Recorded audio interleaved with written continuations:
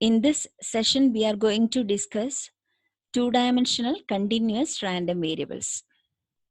Let us first see some definitions regarding the topic.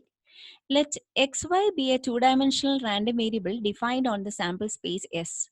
Then the distribution function of xy is denoted by capital F and is defined as capital F of xy is equal to probability capital X less than or equal to small x, capital Y less than or equal to small y, and that is integral minus infinity up to x, integral minus infinity up to y, fxy dy dx. We can just compare this definition with the corresponding definition of a cumulative distribution function in the first module. Now here xy belongs to R2. F of xy is also called the joint distribution function of the random variables x and y, where this small f of xy is called the joint probability density function of some continuous random variable xy. It satisfies these two properties: f of xy greater than or equal to 0, double integral f of xy dy dx is equal to 1. So these are the two properties satisfied by joint probability density function. If the joint probability density function of f is continuous, then we have dou square by dou x dou y f of xy is equal to small fxy. So to get the PDF, to get the joint PDF from the cumulative distribution function, we have to differentiate the cumulative distribution function twice with respect to the independent variables in it. Marginal density function. Marginal density function of x is f xx is equal to integral over y f of xy dy, and fyy is equal to integral over x f of xy dx. Remember the definitions we had in the case of discrete random variable. So here we are dealing, since here we are dealing with continuous random variable, we have the corresponding definition by using integrals. If x and y are independent, then fxx into fyy is equal to f of xy. Expectation of x is integral x fxx dx. Expectation of y is integral y fyy dy. Similarly, expectation of x square is integral x square f of fxx dx. Expectation of y square is integral y square fyy dy. And expectation of xy is integral over x, integral over y, xy, f of xy, dy dx, where this f of xy is a PDF. Now variance, the usual formula, sigma square x is expectation of x square minus expectation of x whole square. Similarly, variance of y. Now covariance. Covariance of xy is expectation of xy minus ex into ey. Two random variables x and y are uncorrelated if covariance xy is equal to 0. Correlation coefficient between x and y, that is obtained by using the formula covariance xy by sigma x, sigma y, where sigma x and sigma y are the standard deviations of x and y. If x and y are uncorrelated, then this correlation coefficient gamma will be equal to 0, because if x and y are uncorrelated, from the previous slide we have seen that covariance xy equal to 0 and therefore gamma is equal to 0. If x and y are perfectly positively correlated, then gamma is equal to +1. And if x and y are perfectly negatively correlated, it is gamma is equal to -1. So hence the value of gamma lies between -1 and +1. Now some theorems on expectation. Addition theorem of expectation. If x and y are two random variables whose expectations exist, then expectation of x plus y is equal to expectation of x plus expectation of y. Multiplication theorem of expectation. If x and y are independent random variables whose expectations exist, then expectation of xy is equal to ex into ey. Now some theorems on some problems on two-dimensional continuous random variables. First question. Obtain the distribution function of continuous two-dimensional random variable xy with joint PDF given by f of xy is equal to e raised to minus x minus y, 0 less than x less than infinity, 0 less than y less than infinity, and equal to 0 otherwise. So cumulative distribution function is defined as probability capital X less than or equal to small x, capital Y less than or equal to small y. So we have to integrate twice. One integral over all possible values of x, and the second integral over all possible values of y. Now the lower limit of x is 0 and the upper limit is small x itself.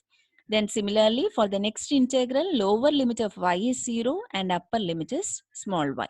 F of xy dy dx. So f of xy is e raised to minus x minus y.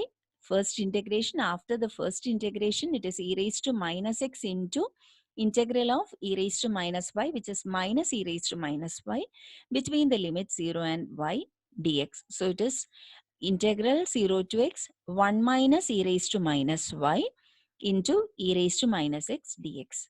So after the second integration, we will get the expression as 1 minus e raised to minus x into 1 minus e raised to minus y, x greater than 0, where x is greater than 0 and y is greater than 0. And that's a cumulative distribution function, capital F of xy.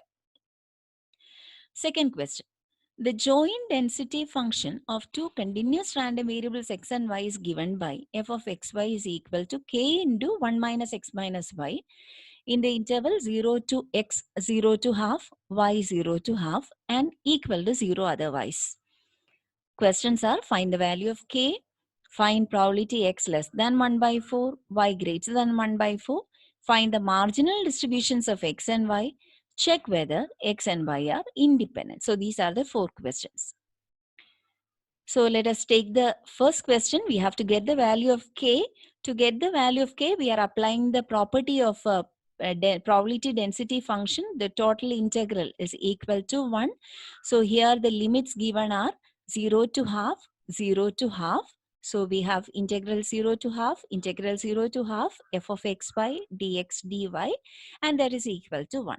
So you can integrate this expression twice, once with respect to x, the second time with respect to y. So this is a double integration procedure. You can verify it by yourself and you will get the answer as k is equal to 8. Second question is probability to evaluate probability x less than 1, y greater, probability x less than 1 by 4, y greater than 1 by 4. So let us see how that can be done. X less than 1 by 4. So maximum value of x is 1 by 4 and lowest possible value of x is 0 because x starts from 0.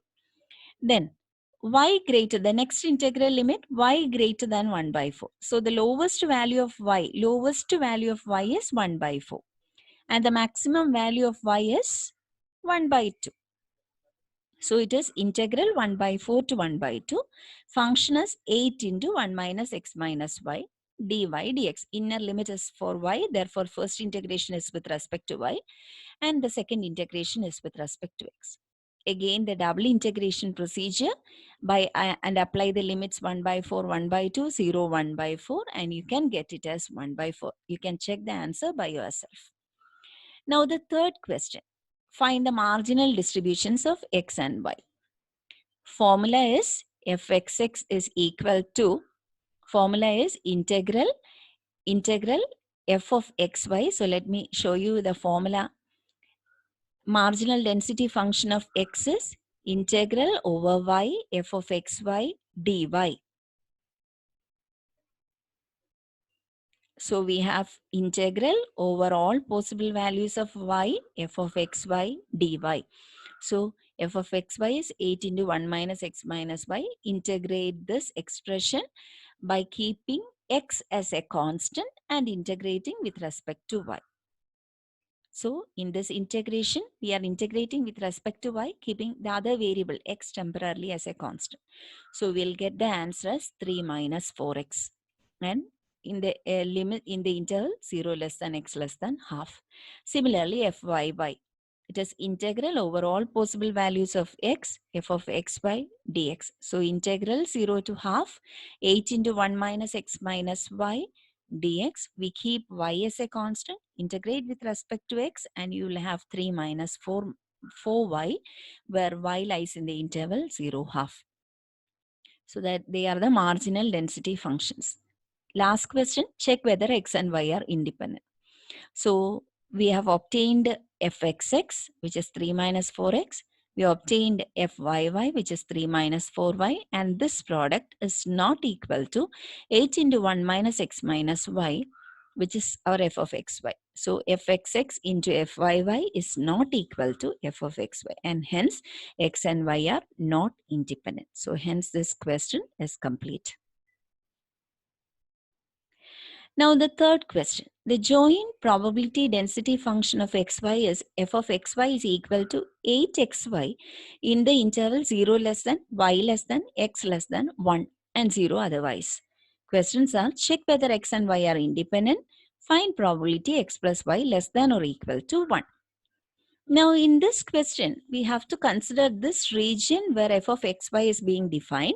See, y is greater than 0. So we have the first upper half plane. Then we have y less than x. So this is the line y equal to x. And we have y less than x. This is the region. And then we have x less than 1. So this is the line x equal to 1. And x less than 1 is this region.